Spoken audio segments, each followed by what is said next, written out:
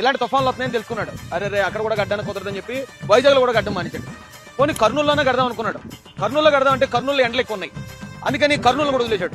విజయవాడ కూడా ఎండలు ఎక్కువ, అందుకని పాపం జగన్మోహన్ రెడ్డి గారు ఆలోచించి బాగా హైదరాబాద్ని మన రాజధానిగా చేద్దాం, కేసీఆర్ ఎలాగా మనకు తెలిసినాడు కదా అని హైదరాబాద్ని రాజధాని చేయని ప్రయత్నించాడట. అయితే హైదరాబాద్లో కూడా చిన్న వర్షం వస్తే మునిగిపోతుంది, అది కూడా అంటే పొలం మన వాటర్ వచ్చేస్తుంది. అప్పుడు జగన్మోహన్ రెడ్డి గారు మరొక ఆలోచన చేసి సరే చెన్నైలో పెడదాం అనుకున్నాడట. చెన్నైలో పెడదామని ఆలోచించినప్పుడు చెన్నైలో ఇంకా సునామీ వచ్చింది. అదే చెన్నైలో సునామీ వచ్చేస్తుంది, అక్కడ కూడా కుదరదని బెంగళూరు అడిగితే బెంగళూరు కూడా ఎండలు ఎక్కువ. ఇక దుబాయ్లో పెడదామని ట్రై చేసేటట.